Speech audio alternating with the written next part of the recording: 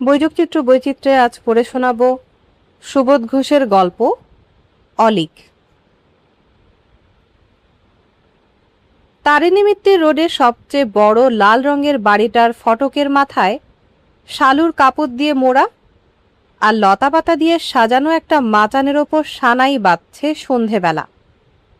আজ গগনবাবুর ছোট মেয়ের বিয়ে। আঙিনার ওপর ফরাস পাতা হয়েছে। নিমন্ত্রিতেরা দলে দলে এসে বসেছেন। তেতলার ছাদে গোলপাতার ছাউনির নিচে বিদ্যুতের বাতি জ্বলে। ছাদের দিক থেকে জনতার কলরব শোনা যায়। বুঝতে কষ্ট হয় না একদল লোক এরই মধ্যে খেতে বসে গেছে। ফরাস পাতা আসর ছাড়া আর একটা আসরও করা হয়েছে। আর একটু ভেতরের দিকে হলঘরের প্রায় কাছাকাছি একটা রোয়াকের মতো জায়গার উপরে প্রায় শখানেক চেয়ার পাতা এই আসরের এখানে ওখানে গোটা কয়েক তেপায়া ছোট ছোট টেবিল আছে। তার উপর আছে ছোট ছোট রূপোর রেকাবিতে পান আর একটা করে সিগারেটের টিন। এখানে বসেছেন বরযাত্রীর দল, আর এখানেই এসে বসবেন বিশিষ্ট গণ্যমান্যের দল। গগনবাবুর কারবারের যিনি মুরব্বী এবং মহাজন সেই দত্তবাবুও এসে বসলেন। স্টুয়ার্ট অ্যান্ড মিলারের পারচেজিংয়ের অধ্যক্ষ বিরাটকায় দত্তবাবু হাঁটু পর্যন্ত লম্বা ফ্লানেলের একটা আলখাল্লা গোছের জামা গায়ে। আঙিনার ফরাস পাতা আসর এবং এই রোয়াকের ওপর চেয়ার পাতা আসর, মাঝখানে যে ব্যবধান রয়েছে তাকে জুড়ে রেখেছে যোজকের মতো একটা সরু পথ। এখানে দাঁড়িয়েছিলেন গগনবাবুর মেয়ের বড় পিসে মশাই আর মামা। তাছাড়া চারদিকে ঘুরে নজর রাখছিল একটা ভলান্টিয়ার দল। যে সে দল নয়, বাছাই করা স্যান্ডো মার্কার ছেলের দল, হাবুল, আলোক, অশেষ আর বঙ্কু। নেপালের চেহারাটা সত্যি স্যান্ডো গোছের। হাত দুটো বেশ মাস্কুলার, ভারী দুটো লোহার হাতুড়ির মতো দেখতে। হাবুল, আলোক, অশেষ আর বঙ্কু চেহারার দিক দিয়ে যাই হোক না কেন, ওরাও স্যান্ডো গেঞ্জি গায়ে দিয়েছিল। নিমন্ত্রিতদের ভিড় বাড়তে থাকে। বড় পিসে মশাই এবং মামা একটু বেশি করে সাবধান হতে থাকেন। স্যান্ডোর দলও বিয়েবাড়ির নানা দিকে ঘুরে ফিরে কড়া নজর রাখতে থাকে। তারিণী মিত্তির রোডের সবচেয়ে বড় লাল রঙের বাড়িতে আজ পৃথিবীর মানব জাতিকে মোটামুটি 3 শ্রেণীতে ভাগ করে ফেলা হয়েছে। প্রথম হলো যারা ফরাস পাতা আসরে বসবেন এবং তেতলার ছাদে বসে খাবেন। দ্বিতীয়, অল্প সংখ্যক বাছাই করা যারা চেয়ার পাতা আসরে বসবেন এবং হলঘরের ভেতরে বসে খাবেন। তৃতীয়, যারা এই 2 আসরের কোনো আসরেই নয়, অর্থাৎ নিমন্ত্রিতই নয়, যাদের খাওয়ার কোনো প্রশ্নই ওঠে না এবং ধরতে পারলে যাদের সোজা টেনে নিয়ে ঘা কতক ভালো শিক্ষা দিয়ে একেবারে ফটক পার করে দিতে হবে। তেতলার ছাদে যারা খাবেন তাদের জন্য লুচি, বেগুন ভাজা, মাছের ঘন্ট, দই আর দরবেশ, এই 6টি ভোজ্য নির্দিষ্ট করা হয়েছে। হলঘরে যারা খাবেন তাদের জন্য এই 6টি ভোজ্য ছাড়া আরও কয়েকটি বিশেষ ভোজ্য আছে। আনারসের চাটনি, সন্দেশ, পায়েস, মাছের কালিয়া এবং রাবড়িও। কাজেই সাবধান হতে হয়েছে। কোনো বিশিষ্ট সজ্জন যদি ভুলক্রমে ফরাস পাতা আসরে বসেন এবং তেতলার ছাদে বসে সাধারণ খাওয়া খেয়ে চলে যান, তাহলে গগনবাবুর অপমান হবে, নিন্দে হবে এবং ক্ষতিও হতে পারে। যদি ফরাস পাতা আসরে বসবার যোগ্য কোনো সাধারণ একজন ভুলক্রমে চেয়ার পাতা আসরের বিশিষ্টদের মধ্যে মিশে যান এবং হল ঘরে বসে খেয়ে যান, তাহলে হিসেব করা আনারসের চাটনি, পায়েস ও রাবড়ির ওপর মাত্রা ছাড়া আঘাত পড়বে। এর উপর যদি মানবজাতির সেই ভয়ানক 3য় শ্রেণীর কিছু লোক ফাঁকতালে এ আসর অথবা ও আসরের মধ্যে ঢুকে পড়বার সুযোগ পায়, তাহলে তো কথাই নেই, সব বেহিসাব হয়ে যাবে। কাজেই সাবধান থাকতে হবে। সাধারণের কেউ যেন ভুলে চেয়ার পাতা আসরে ঢুকে না পড়ে এবং অসাধারণের কেউ যেন ভুলে ফরাস পাতা আসরে গিয়ে বসে না থাকেন। আর অনাহিত কোনো দুর্দান্ত লোভী যেন কৌশলে কোনো মতেই কোনো আসরে ঢুকে পড়তে না পারে। দুরূহ দায়িত্ব, তবু খুবই নিষ্ঠার সঙ্গে পালন করছিলেন বড় পিসে মশাই আর মামা। মানুষ চিনতে হবে, চেনা অচেনা, ফর্সা, কালো, বৃদ্ধ ও তরুণ, প্রত্যেকেরই শুধু বাহিরটা দেখে ভেতরটা বুঝে ফেলতে হবে। প্রবেশপথের মাঝখানে টিকিট চেকারের মতো পথটা আটক করেই দাঁড়িয়ে থাকেন বড় পিসে মশাই আর মামা। আগন্তুকের সাজ পোশাক, চলবার ভঙ্গি এবং চোখের দৃষ্টি দেখেই বুঝতে পারছিলেন কে কোন দরের মানুষ। কোনো সমস্যা দেখা দিচ্ছে না, মানুষ চিনতে কোনো ভুল হচ্ছে না। সাধারণদের চিনে ফেলা মাত্র ট্রাফিক পুলিশের মতো ভঙ্গিতে হাত তুলে ফরাসপাতা আসর দেখিয়ে দিচ্ছিলেন এবং অসাধারণদের চিনে ফেলা মাত্র হাত জোর করে চেয়ার পাতা আসরের দিকে সাগ্রহে পাইলট করে আনছিলেন। কিছুক্ষণ পরে দেখা গেল আসছেন কেমন রকমের একজন মানুষ। বড় পিসেমশাই আর মামা দুজনেই বিস্মিত হয়ে লক্ষ্য করছিলেন একটা লোক ফটকের কাছে দাঁড়িয়ে উকিঝুঁকি দিয়ে চারদিকে একবার তাকিয়ে নিল, তারপর ধীরে ধীরে হেঁটে এসে ফরাসপাতা আসরে ঢুকে পড়ল।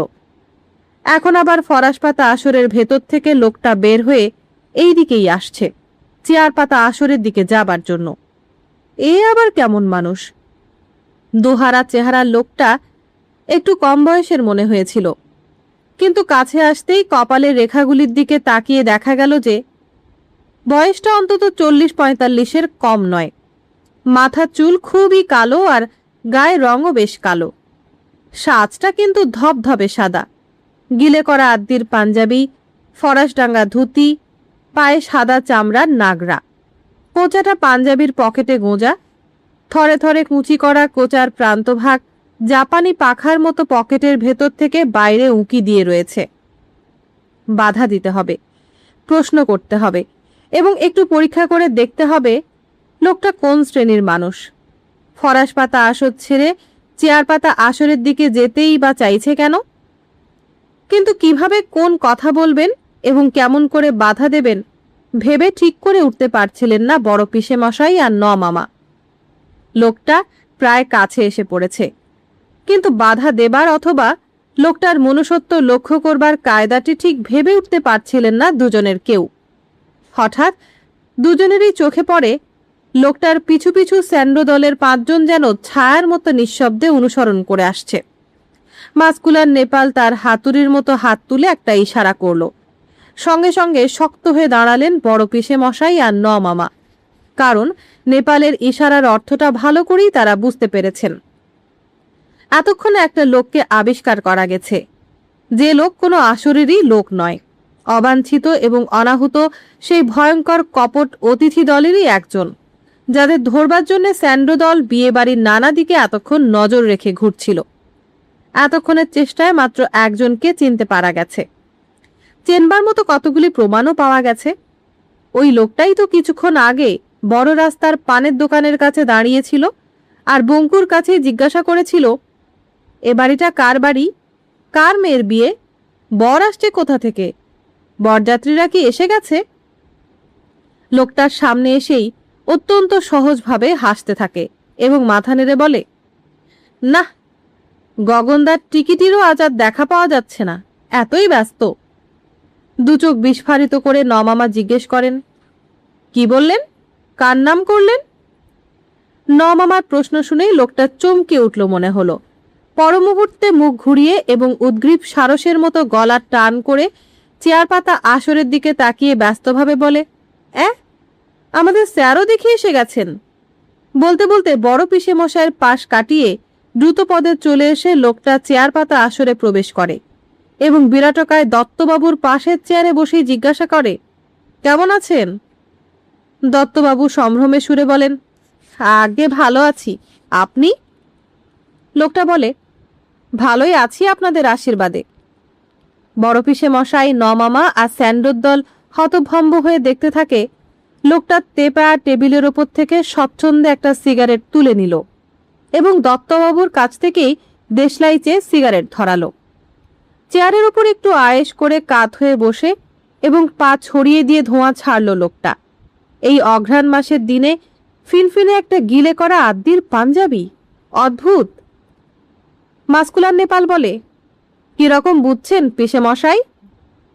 বড় পিসেমশাই, কিছুই বুঝতে পারছি না, বোধহয় স্টুয়ার্ট অ্যান্ড মিলারের পারচেজিং ডিপার্টমেন্টের সিনিয়র গ্রেডেরই কেউ হবে, নইলে দত্তবাবুর সঙ্গে এতটা মাখামাখি। মামা বলেন, কিছু বলা যায় না দাদা, অলিক চেনা বড় কঠিন। বড় পিসেমশাই, কিন্তু কি করা যায় বলুন দেখি? বড় পিসেমশাই আর স্যান্ডো দলকে এই বিমূঢ় অবস্থা ও সমস্যা থেকে আপাতত মুক্তি দিলেন স্বয়ং গগনবাবু। হাত জোর করে চেয়ার পাতা আসরে সমাসীন বিশিষ্ট সজ্জনদের খাওয়ার জন্য আহ্বান জানালেন। আহত সজ্জনেরা একে একে উঠে হলঘরের ভেতরে টেবিল পাতা খাবারের আসনে গিয়ে বসলেন। ফ্রানেলে ঢাকা বিরাটকায় দত্তবাবুর সঙ্গে গল্প করতে করতে গিলে করা আদ্যির পাঞ্জাবিও উঠে গিয়ে খাবার টেবিলে বসল। হতাশ হয়ে পড়ল স্যান্ডো দল। মাস্কুলার নেপাল হাতুড়ির মতো হাতের আঙ্গুল মোটকে আক্ষেপ করল, আর কোনো আশা নেই, লোকটা অলিক নয় বলেই বোঝা যাচ্ছে। নমামা বললেন, না হে, তবু নজর রাখো, চালচলনেই ধরা পড়ে যাবে যত পাকা অলিক হোক না কেন। এখনই আশা ছেড়ে দিও না নেপাল। হলঘরের বিশেষ খাবারের আসরে বিশিষ্টদের খাওয়া প্রায় শেষ হয়ে আসে এবং দই সন্দেশও পরিবেশন করা হয়ে যায়।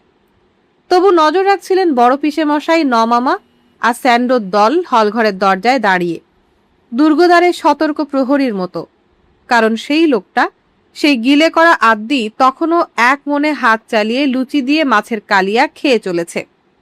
মাছের কালিয়া শেষ করে দইয়ের খুঁড়ি কাছে টেনে নিয়ে গিলে করা আদ্যি পরিবেশক পটলদার মুখের দিকে তাকিয়ে অল্প একটু হেসে রান্নার সুখ্যাতিও করে। মাছের কালিয়াটা সত্যি অতি উপাদেয় হয়েছে। গিলে করা আদ্যির ভাষার আঘাতে খাইয়েদের ভ্রুভঙ্গির ব্যাকরণ কৌতুকে একটু কুঞ্জিত হয়ে ওঠে। পরস্পরের মুখ চাওয়াচাওয়ি করে স্যান্ডোর দল, বড় পিসেমশাই আর নমামা। চোখে চোখে শানিত সন্দেহ আরো প্রখর হয়ে ওঠে। মাস্কুলার নেপাল অস্থির হয়ে ওঠে। এখুনি ব্যাটাকে ঘাড়ে ধরে তুলে নিয়ে আসি, আর দেরি করা চলে না। বড় পিসেমশাই একটু বিব্রতভাবে নমামাকে জিজ্ঞাসা করেন, আপনি কি বলেন?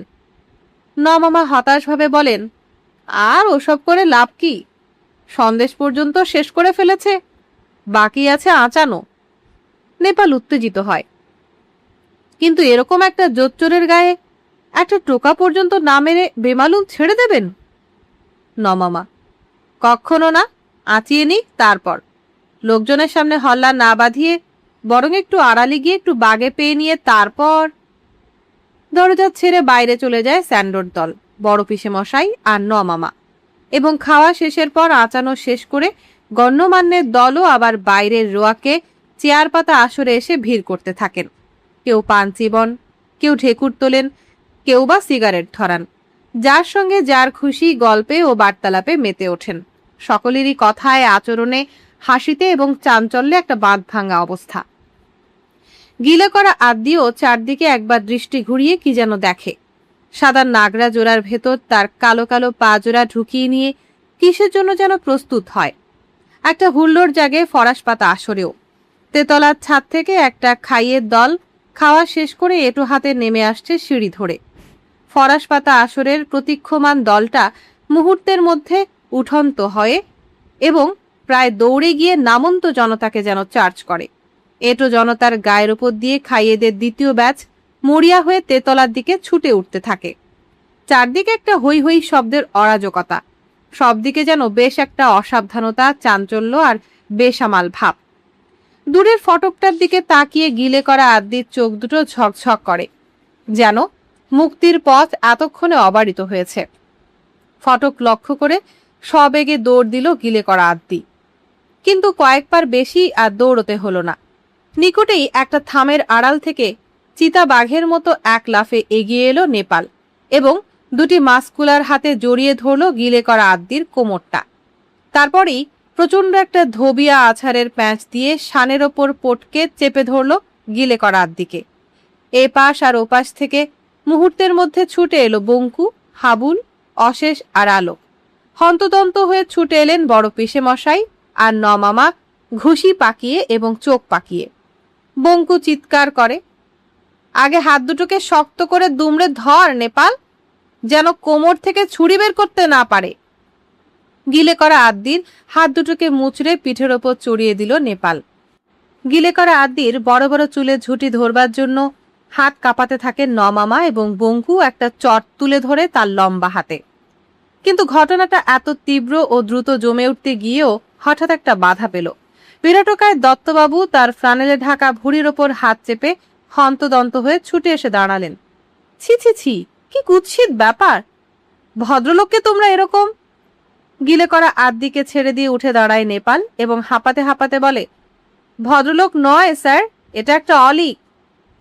দত্তবাবু বিমূঢ়ের মতো তাকিয়ে বলেন, অলি? তার মানে? নেপাল, নেমন্তন্ন হয়নি, অচেনা অজানা লোক ভাওতা দিয়ে সাঁটিয়ে খেয়ে নিয়ে সটকে পড়ছে স্যার। গিলে করা আদ্দি দুহাত দিয়ে নাক মুখ ও কপাল চেপে যেন শুধু পিঠের ওপর সব মার বরণ করবার জন্য তৈরি হয়ে মাটির ওপরে বসেছিল। ধূর্ত শিয়াল যেমন চাষার লাঠির সম্মুখে গুটিসুটি হয়ে মরার ভান করে পড়ে থাকে, গিলে করা আদ্দির আরো কাছে এগিয়ে এসে দত্তবাবু দাঁড়ালেন এবং দুহাত তুলে সকলকে সরে যেতে বললেন, যেতে দাও, যেতে দাও। তেতলার ছাদে খাইয়েদের হুল্লোড় শোনা যায়। অন্তপুরের অন্তর থেকে শঙ্খধ্বনি আর আকুল ললনাকুলো কণ্ঠ হতে উলুরব। একটা লুচি লুচি গন্ধ চারদিকে থই থই করে ওঠে। দত্তবাবু বলেন, দুটো খেয়েছে এই তো, তাতে কি হয়েছে? যেতে দাও, কিছু বলো না। কাউকে কিছু বলতে হলো না। গুটিসুটি গিলে করা আদ্দি হঠাৎ চাঙ্গা হয়ে এবং শটান দৌড় দিয়ে ফটক পার হয়ে যেন তারিণী মিত্তির রোডের বাতাসের সঙ্গে মিশে যায়। অঘ্রাণের রাতে উল্টো ডিঙ্গির খালের ওপর ছোট ছোট কুয়াশার স্তবক ভাসে। তারিণী মিত্তির রোড এখান থেকে অনেক দূরে। খালের পাশে পাশে পথ ধরে হেঁটে চলেছে অলিক, গিলে করা আদ্দির পাঞ্জাবি, ফরাসডাঙ্গা ধুতি আর সাদা নাগরা দিয়ে তৈরি লোকটা। মুচিদের ছোট বস্তিটা ডাইনে রেখে আরো কিছু দূর গিয়ে অলিক একবার থামে। পথের পাশে একটা টিউবওয়েলের পাম্পের হাতলটা ধরে চাপ দেয়। বেশ জোরে লাগে এবং জোর দিতে গেলে ঘাড়ের মাংসপেশিগুলোও থরথর করে। সবই ভুলে গিয়েছিল অলিক। এতক্ষণে মনে পড়ে তারিণী মিত্তির রোডের সেই সন্ডাটা তার হাত দুটোকে কিভাবে বলির পাঁঠার ঠ্যাঙের মতো মুচড়ে দিয়ে একেবারে পিঠের ওপর তুলে দিয়েছিল। টিউবওয়েলের জল ঝলক দিয়ে উঠতেই আঞ্জলা তুলে জল ধরে অলিক। ঘাড়ের দুপাশটা জল দিয়ে মালিশ করে, তারপর চলতে থাকে। সোজা রাস্তা ছেড়ে ডাইনে আরো ছোট এবং গোবর মাখা একটা পথে নেমে পড়ে অলিক। পাশেই মহিষের খাটাল, পেছল হয়ে আছে ধরাতল, তবু পিছলে পড়ে না অলিক, স্বচ্ছন্দে চলতে থাকে। এবার দেখা যায় অনেকগুলি খোলার ঘর, মাঝে মাঝে এক একটা দালান বাড়িও আছে। চলতে চলতে একটা সরু গলির মুখে এসে দাঁড়ায় অলিক। Bhairabtala second lane. গলির ভেতরে ঢুকে কয়েকটা ঘর পার হয়েই একটা ঘরের দরজায় কড়া নাড়ে অলিক। সঙ্গে সঙ্গে দরজা খুলে যায়। কেরোসিনের একটা বাতি হাতে, লাল পেরে শাড়ি এবং টিকালো নাকের নাকছাবি একটি শীর্ণকায় নারী মূর্তি গৃহাগত অলিকের মুখের দিকে উদ্বিগ্ন দৃষ্টি তুলে প্রশ্ন করে, আজ আবার এত দেরি করলে যে? এক মুখ হাসি হেসে ঘরে ঢোকে অলিক এবং আদ্দির পাঞ্জাবিটা সাবধানে গা থেকে খুলতে খুলতে উত্তর দেয়, আজকের মিটিংয়ে ব্যাপারটা অনেক দূর গড়িয়েছিল বউ, সামলাতে বেশ বেগ পেতে হয়েছে। নাকছাবি বলে, এমন মিটিংয়ে না গেলেই নয়। না গেলে আমার কোনো ক্ষতি নেই, কিন্তু আর 5 জনের যে ক্ষতি হয় বউ। ছাড়া পাঞ্জাবিটাকে আস্তে আস্তে মেঝের ওপর রাখে অলিক। নাগরাজোড়া খুলে ঘরের কোণে সযত্নে রাখে। ফরাসডাঙ্গা ছেড়ে গামছা পরে। পালক ছড়ানো একটা পাখির মতোই দেখায় অলিককে। কতটুকু দেখতে, কত দুর্বল এবং কি রোগায় মানুষের শরীর। নাকছাবি প্রশ্ন করে, মিটিংয়ে মারামারি হয়েছিল বুঝি? অলিক, হতে দিলাম আর কই। যখন মিষ্টি কথায় কেউ শান্ত হলো না, তখন আচ্ছা করে ধমক দিয়ে দুদলকে দুদিকে সরিয়ে দিলাম। নাকছাবি, কি নিয়ে ঝগড়াটা বাঁধলো? অলিক, ওই সেই কন্ট্রোল নিয়ে। একদল স্বদেশী বলে কন্ট্রোল চাই, আর একদল স্বদেশী বলে চাই না। শেষ পর্যন্ত আমাকেই মাঝখানে পড়ে একটা আপোষ করিয়ে দিতে হলো। নাকছাবি, কি আপোষ হলো? অলিক, মাসে 15 দিন কন্ট্রোল থাকবে আর 15 দিন থাকবে না, তারপর আবার 15 দিন কন্ট্রোল, এইরকম আর কি।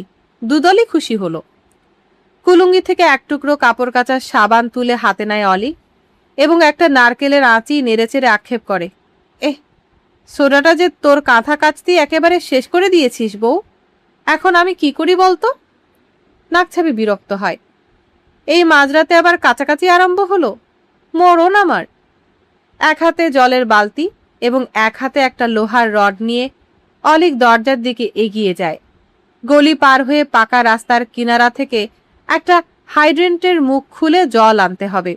যেতে যেতেই বলে, স্বদেশি ব্যাটাদের ধস্তাধস্তির মধ্যে পড়ে জামা কাপড়ে বেশ ময়লা লেগেছে বউ, এক্ষুনি কেচে না রাখলে দাগগুলো পেকে যেতে পারে, কাল আবার মিটিংয়ে যাবার সময় যাতে। নাকছাবি বাধা দিয়ে অপ্রসন্নভাবে বলে, কালও আবার মিটিং আছে নাকি? অলিক, আছে, এই অঘ্রাণ মাসের মধ্যেই আরো 4টে মিটিংয়ের দিন আছে, তারপরেই কিছুদিন আবার রেহাই পাওয়া যাবে। নাকছাবি এবার রাগ করে একটু ঝাঁঝালো স্বরে বলে, তাহলে এই অঘ্রাণ মাসের মধ্যেই আমার মরণ হবে, চিতের জন্য কাঠ জোগাড় করো। দরজার চৌকাঠের কাছে দাঁড়িয়ে অলিক একটু বিব্রতভাবে প্রশ্ন করে, তুই এত ঘাবড়াচ্ছিস কেন বল দেখি? নাকছাবি, এ মাসটা শুধু মিটিং করে যদি কাটিয়ে দাও তো ক্লাবে যাবার ফুরসত পাবে কখন, আর পাওনা কমিশনের টাকাগুলি বা আনবে কখন? বলতে বলতে হঠাৎ উত্তপ্ত হয়ে ওঠে নাকছাপির কণ্ঠস্বর। ঘরে দুকুড়ি ঘুটে পর্যন্ত নেই যে এই পোড়া কপালে আরেকটু আগুন দেব। মুচি মাগিদের কাছে হাত পেতে ধার করে মরছি, আর দেবে না বলে দিয়েছে, এ মাসটা চালাবো কি করে? গলির বাইরে অন্ধকারের দিকে একবার দু চোখ তুলে তাকায় অলিক, তারপরেই মুখ ফিরিয়ে রুষ্টা নাকছাবির দিকে তাকায়। অতি শান্ত ও কোমল কণ্ঠস্বরে অনুনয় করে অলিক বলে, একটু আস্তে কথা বলবো, অবুঝ হোসনি। তারপরে আরো কোমল স্বরে অলিক আবেদন করে, চালিয়ে নেব, এই অঘ্রাণ মাসটা কোনো মতে চালিয়ে নে।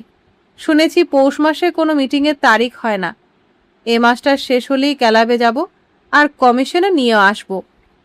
লাল পেরে শাড়ি, টিকলো নাকে নাকছাবি, শীর্ণকায় নারী মূর্তি অলিকের মুখের দিকে তাকিয়ে হঠাৎ অন্যরকম হয়ে যায়। চোখের দৃষ্টিটাও কেমন যেন মমতা মন্থর হয়ে ওঠে। এমন মানুষকে গঞ্জনা দিয়ে আর কি লাভ? 10 জনের উপকার করবার শখে এমনই মেতে আছে যে নিজের হাড়ির জন্য দুমুঠো চাল ডালের পয়সাও রোজগার করে আনবার সময় পাচ্ছে না, সময় মতো ভাত পায় না, পেলেও পেট ভরার মতো হয় না, পুজো পার্বণের দিনেও দুটো খিচ্ছানা জিনিস পেটে পড়ে না। তবুও কি মানুষটা কোনোদিনও মনের দুঃখে একটুও রাগ করল? ভগবানের যেন চোখ নেই, নইলে এমন মানুষ কষ্ট পায়। আদুর্গা রোগা এতটুকু একটা শরীর, পরিধানে ছোট একটা গামছা, এক হাতে একটা লোহার রড এবং আরেক হাতে বালতি, দাঁড়িয়েছিল অলিক দরজার চৌকাঠের কাছে। কেরোসিনের বাতির ধোঁয়াটে আলোর মধ্যে কেমন একটা ছায়া ছায়া হয়ে দাঁড়িয়ে আছে, যেন সংসার বিরাগী একটা সন্ন্যাসীর মূর্তি। অলিককে যেন নতুন করে চেনবার চেষ্টা করছে তার 20 বছরের জীবন সঙ্গিনী, এই লাল পেরে শাড়ি আর টিকালো নাকছাবি। 20 বছর ঘর করেও মানুষটাকে যেন সে ঠিক চিনে উঠতে পারেনি, তাই মাঝে মাঝে ভুল হয়। তাই এমন সন্ন্যাসীর মতো যার মন রাগ নেই, লোভ নেই এবং দুঃখ করে না, এমন একটা মানুষকেও কতবার কত কটু কথা বলতে হয়েছে। কিন্তু ভগবানও কি চিনতে ভুল করেছে? নইলে মানুষটাকে দিনরাত অমন একটা হাতে অদেষ্ট সহ্য করতে হয় কেন? খুবই আস্তে আস্তে এবং শান্ত স্বরে নাকছাবি বলে, মিটিং থেকে কিছু খেয়ে ফিরেছ তো? অলিক, না। নাকছাবি, তাহলে দুমুঠো চাল ফুটিয়ে দিই? অলিক, হারে না না, ওসব কিছু করিসনি, তুই তো জানিস মিটিংয়ে গেলে আমার খিদে মরে যায়, এখন খেলে অসুখ করবে। জল আনতে বের হয়ে যায় অলিক। মেঝের ওপর মাদুর পেতে এবং মাথার নিচে ছোট একটা ছেঁড়া কাপড়ের পুটলি গুজে দিয়ে শীর্ণকায় লাল পেরে শাড়িও শুয়ে পড়ে নিশ্চিন্ত মনে। অঘরে ঘুমিয়ে পড়তেও আর দেরি হয় না। অঘ্রাণের রাত একটু গভীর হয়।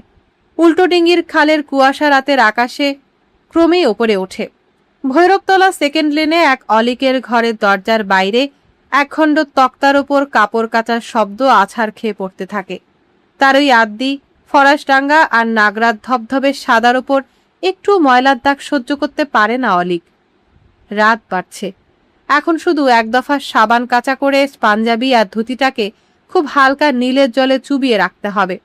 সকাল হতেই আরম্ভ হবে আবার, এবং প্রায় বিকেল পর্যন্ত চলবে অলিকের এই কাপড় চোপড় সাদা ধবধবে করার সাধনা।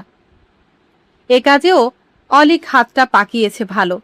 ভোরে ঘুম ছেড়ে উঠেই সবার আগে একটা কাঠের গামলায় রিঠে ভিজিয়ে রাখে। তারপর কাঁচা পাঞ্জাবি আর ধুতিটাকে এক দফা ছায়ায় এবং আরেক দফা রোদে শুকিয়ে নিতে হয়। কলপ দেয়া বাকি থাকে যতক্ষণ না টিকালো নাকে নাকছাবি এক বাটি ভাতের ফেন এনে দিয়ে যায়। একটি আদ্দির পাঞ্জাবি এবং একটি ফরাসডাঙ্গা ধুতি ছাড়া আর একটি বস্তু আছে, একখানা মলমলের উড়ুনি। যেদিন একেবারে ভদ্রেশ্বর হতে হয়, মাঝে মাঝে দরকারও হয়, সেই দিন মলমলের উড়ুনিটাকে সাবান জলে, রিঠে ভেজানো জলে ও নীলের জলে চুবিয়ে এবং আছড়ে আছড়ে দুধের মতো সাদা করে ফেলে অলি। ইস্ত্রি করা শেষ হয় দুপুরের মধ্যে এবং বিকেল হলেই আরম্ভ হয় গিলে করা। গিলে করা যখন শেষ হয় তখন সন্ধে হবার আর বেশি বাকি থাকে না। সন্ধেটাই তো আসল সময়। সকাল থেকে বিকেল পর্যন্ত যেন একটা ঘুমের মধ্যে কাজ করে অলি। সত্যি করে জেগে ওঠে তখন, সন্ধে প্রদীপ যখন জ্বলে ওঠে ঘরে ঘরে, উল্টো ডিঙ্গির খালের অলস নৌকাগুলির বুকের ভেতর এবং এত বড় কলকাতার পথে পথে। রাতের আলো তবু সহ্য করতে পারে অলিক, দিনের আলো একেবারেই না। সকালে বা দুপুরে ঘরের বার হলেই চোখে কেমন ধাঁধা লাগে, গায়ে রোদ লাগলে মাথা ঘোরে এবং গা বমি বমিও করে। রোদের সঙ্গে জীবনের সম্পর্ক কবেই চুকিয়ে দিয়েছে অলিক। আজ প্রায় 20 বছর হলো। ওর কাছে দিনের বেলাটাই হলো রাত্রির মতো এবং রাত্রিটা হলো দিন। সারা দিনমান ঘরের মধ্যেই আবদ্ধ থাকে অলিক, বের হবার দরকারও হয় না। যেমন বাইরে তেমনি ঘরে। অলিক একেবারে খাঁটি অলিক। বাইরের জগৎ ওকে চেনে না এবং ভৈরবতলা সেকেন্ড লেনের এই ক্ষুদ্র স্যাঁতস্যাঁতে ও অন্ধকারময় ঘরটাও তাকে চেনে না। ঘরের মেঝেতে মাদুরের ওপর এই অঘ্রাণের রাতে গুটিসুটি হয়ে শুয়ে রয়েছে যে লাল পেরে শাড়িটা, অলিকের 20 বছরের জীবন সঙ্গিনী।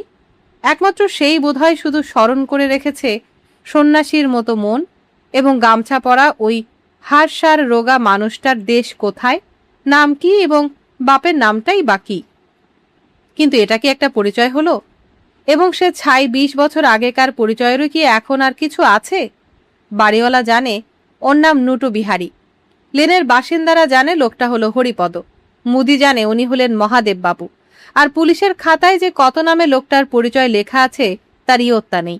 এক একটা ঘটনার পরেই নাম হারিয়ে, ঠিকানা হারিয়ে একেবারে নতুন একটা নামে যেন পুনর্জন্ম লাভ করে এসেছে অলিক, একেবারে নতুন একটা ঠিকানায়। সরকারি হাতকড়া ও পরোয়ানা, মাসের পর মাস ও বছরের পর বছর শুধু খুঁজে খুঁজে হয়রান হয়েছে, ধরা পড়েনি অলিক। কে ধরবে তাকে, যার নাম এত নশ্বর ও ঠিকানা এত ক্ষণস্থায়ী? আসানসোল থেকে মগরাহাট, তারপর কিছুকাল কলকাতার শ্যামবাজারে, কিছুদিন রিসুরে, তারপর নৈহাটি এবং অধুনা এই ভৈরবতলা সেকেন্ড লেন। পালাতে পালাতে এবং লুকোতে লুকোতে এমনি করেই 20টি বছর কাটিয়ে দিয়েছে অলিক। কপালে রেখায় রেখায় বয়সের হিসেবটাও স্পষ্ট করে ফুটে উঠেছে। কিন্তু আজও 20 বছরের ঘরণী ওই টিকালো নাকে নাকছাবিরও সাধ্যি হয়নি যে অলিকের খাঁটি পরিচয়টুকু বুঝতে পারে। বুঝবার সুযোগও দেয়নি এই শান্ত দান্ত সন্ন্যাসীর মতো মানুষটা। বছর কয়েক আগেও মানুষটার বয়স যখন আরো কম ছিল এবং শরীরটাও এত রোগা ছিল না, তখন মাঝে মাঝে দিন কয়েকের জন্যে ঘর থেকে উধাও হয়ে যেত। ফিরে আসতো কিছু কাপড় চোপড়, কিছু বাসনপত্র, কিছু টাকা পয়সা এবং কিছু সোনার উপর টুকরো টাকরা সঙ্গে নিয়ে। লাল পেরে শাড়ি জানতো তার স্বামী মফস্বলে অর্ডার সাপ্লাইয়ের কাজ করে ফিরে এলো, এছাড়া আর কিছু জানবার সুযোগ দেয়নি অলি। অর্ডার সাপ্লাইয়ের কাজটা ছেড়ে দেবার পর এবং শ্যামবাজারে এক গলিতে এসে বাসা নেবার পর কয়েকটা বছর প্রতি রাত্রেই ঘর থেকে বের হতো অলি এবং ফিরে আসতো রাত শেষ হবার আগেই। লাল পেরে শাড়ি জেনেছিল শুধু স্বামী তার একটা নাইট ডিউটির চাকরি করছে, কিন্তু জানলেও বুঝতে একটু দেরি হয়েছিল লাল পেরে শাড়ির। রহস্যময় অন্ধকার সেই নাইট ডিউটিকে সন্দেহ না করে পারেনি। সন্দেহ করতে করতে একদিন কেঁদেও ফেলেছিল লাল পেরে শাড়ি। সে রাত্রিটা ছিল শিবরাত্রি। বাইরে যাবার জন্য প্রস্তুত হচ্ছিল অলিক। হঠাৎ লাল পেরে শাড়ি এসে বাধা দিয়ে হাত চেপে ধরল অলিকের। যেতে দেব না। কেন, কি হলো? কিছু বুঝি না মনে করেছ? কি বুঝেছ? চরিত্র নষ্ট করা মানে নাইট ডিউটি। হো হো করে হেসে ওঠে অলি। হারে, আমার চরিত্র থাকলে তো নষ্ট করব। হাসি থামিয়ে তারপর একেবারে প্রমাণ দিয়েই লাল পেরে শাড়িকে বুঝিয়ে দেয় অলিক। চরিত্র নষ্ট করতে হলে রাতের বেলা ঘর থেকে টাকা নিয়ে বের হতে হয় এবং ফিরে আসতে হয় খালি হাতে। আমার মতো খালি হাতে বের হলে আর টাকা হাতে ঘরে ফিরলে চরিত্র নষ্ট করা হয় না বউ, বুঝলি এবার? বুঝেছিল লাল পেরে শাড়ি এবং আর কোনো বাধাও দেয়নি। আর সন্দেহ করা দূরে থাক, শিবের মতো স্বামীর ঘরমুখ অনুরাগের প্রমাণ পেয়ে সেদিন মনে মনে একটু গর্বিত না হয়েও পারেনি। অনেক দিন আগে সেই নাইট ডিউটির রাজত্বকালেই তালতলায় একটা পুজো বাড়িতে ভিড়ের সঙ্গে মিশে একবার যাত্রাগান শুনতে হয়েছিল অলিককে। অভিমন্যুর মৃত্যুটা দেখবার জন্যে নয়, আশপাশের লোকগুলির পকেটগুলোর দিকে তাকাবার জন্যে এবং একটা বাচ্চা মেয়ের গলার সোনার হারটার ওপর কারবার করবার জন্যে। অভিমন্যুর মৃত্যুর সময় ভিড়ের চোখগুলি একটু ঝাপসা হয়ে উঠতেই কারবার শেষ করে সরে গেল অলিক। চলে যাবার সময় চোখে পড়ল অলিকের অভিমন্যুটা এরই মধ্যে উঠে এসে সাজঘরের কাছে দাঁড়িয়ে চা খাচ্ছে আর হাসছে।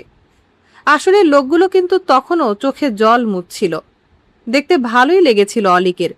এই তো একটা খাঁটি মানুষের জীবন। যাত্রার অভিমন্যুর মতো আসরের ভিড়কে কাঁদিয়ে দিয়ে সরে পড়ো এবং হেসে হেসে চা খাও। খুব সম্ভব সংসারটাকে একটা যাত্রাগানের আসর বলেই ধরে নিয়েছে অলিক। এই আসরে প্রতি রাত্রির আলোকে আর অন্ধকারে তার এক একটি ভয়ানক অভিনয়ের আঘাতে কার কি সর্বনাশ হলো তার জন্য কোনো ব্যথা বেদনা নেই অলিকের ভাবনায়। যাত্রার অভিমন্যুর মতো পালা শেষ করেই অনায়াসে হেসে হেসে চা খেতে পারে। কোনো আক্ষেপ নেই অলিকের মনে। তার কাজের আঘাতে কে বঞ্চিত হলো, কে দুঃখ পেল আর কে হায় হায় করে উঠল, পিছন ফিরে তাকিয়ে দেখবার কোনো কৌতূহল নেই। যা হলো তা পেছনেই পড়ে রইল। স্মৃতির বোঝা নামে কোনো বালাই নেই অলিকের জীবনে। আজ পর্যন্ত কোনো কাজের জন্য এক বিন্দুও অনুতাপ হয়নি। ওর হৃৎপিণ্ডটাও যেন নিরেট বরফের চেয়েও সাদা, শক্ত ও ঠান্ডা। কোনো উত্তাপেও গলে না, উত্তাপ লাগেই না বোধ হয়। নাইট ডিউটির খাটুনি আর হয়রানির পালা অতীত হয়ে গেছে। সে বয়স নেই এবং সেরকম রাত বেরাতে দৌড়াদৌড়ি করে খাটবার সামর্থ্যও নেই। এখন মাঝে মাঝে একটা ক্লাবে যায় অলিক এবং কমিশন নিয়ে ঘরে ফিরে আসে। এর চেয়ে বেশি কিছু জানাবার প্রয়োজন মনে করেনি অলিক। স্বামীর কৃতিত্বে ও প্রেমে গরবিনী এই লালপেড়ে শাড়িকে। অনেক জেলের ভাত খাওয়া এক দাগি ও ঘাগি ওস্তাদের একটি আড্ডা, অলিকের ভাষায় যার নাম হলো ক্লাব। এই বেআইনি আড্ডার কিছু কিছু মালপত্র আইনসম্মত দোকানগুলির কাছে বিক্রি করিয়ে দিয়ে 2-10 টাকা কমিশন পায় অলিক। তাই ভৈরবতলা সেকেন্ড লেনের একটা ক্ষুদ্র ঘরের নিভৃতে মাটির হাঁড়িতে কয়েক মুঠো প্রাণ বাঁচানো চাল ডাল সেদ্ধ হয়। এই কমিশনের পয়সার জোরে এই ক্লাবটা আছে বলে এই সহজ সরল রোজগারেও মাঝে মাঝে বাধা দেখা দেয়, বেগ পেতে হয়। পুলিশের জ্বালায় ক্লাবও প্রায় ঠিকানা বদলাতে বাধ্য হয়। এই বাধার চেয়েও বেশি খারাপ একটা বাধা দেখা দিয়েছে আজকাল। বাইরের নয়, মনের। অলিকের ওই মিটিংয়ে যাবার শখ। কে জানে কেন, হয়তো বয়সটা একটু বেড়েছে বলেই এত ঘন ঘন মিটিংয়ে গেলে ক্লাবে যাওয়া আর হয় না, রোজগার হয় না। মাঝে মাঝে দিন রাতের মধ্যে একবেলাও উনুনে আগুন জ্বলে না, হাড়ি খাঁ খাঁ করে। উপর শরীর নিয়ে লাল পেরে শাড়ি মাদুরের ওপর পড়ে থাকে এবং দুনিয়ার মিটিংগুলোর ওপর রাগ না করে পারে না।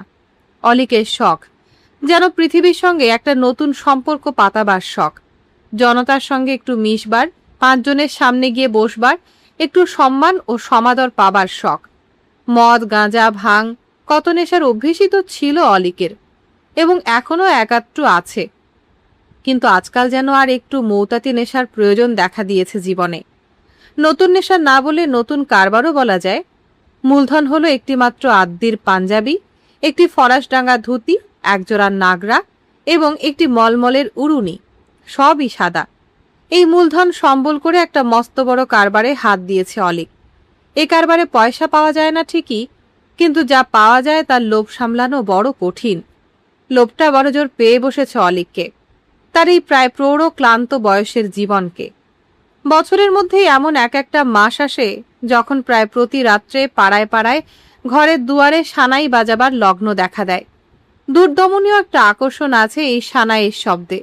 ছাদের ওপর গোলপাতার চালা কিংবা একটা রঙিন চাঁদোয়া, একটু বেশি করে আলোকে ছড়াছড়ি, লোকের গায়ে গায়ে একটু বেশি করে সেন্ট পাউডারের মাখামাখি, একটু বেশি সুন্দর করে সাজ করা, একটু বেশি করে হাসা, উলুধ্বনি আর শঙ্খরব, তার উপর চারদিকে একটা লুচি লুচি গন্ধের আলোড়ন। এ লোভ সামলাতে পারে না অলিক। আদ্যি ফরাসডাঙ্গা আর মলমলে একেবারে সাদাটি হয়ে পৃথিবীর বিয়ে বাড়ির ভিড়ে এসে ঢুকে পড়ে। বিয়ে বাড়ির লুচি সন্দেশে যেন অতিরিক্ত একটা স্বাদুতা আছে। আড্ডার ওস্তাদও তো কখনো কখনো এসব জিনিস খাইয়েছে অলিককে, এবং ভালো কমিশন পেলে অলিক নিজেও বৈঠকখানার বাজারে ভালো ময়রার দোকানে বসেই এইসব জিনিস কিনে খেয়েছে। কিন্তু দোকানের সে জিনিস বিয়েবাড়ির এই জিনিসের মতো সুস্বাদু নয়, কম সুস্বাদু নয় বিয়েবাড়ির লোকজনের হাসি মুখের অভ্যর্থনাও। অলিক অতিথিকে একেবারে অকৃত্রিম মনে করে কতভাবে তুষ্ট করার চেষ্টা।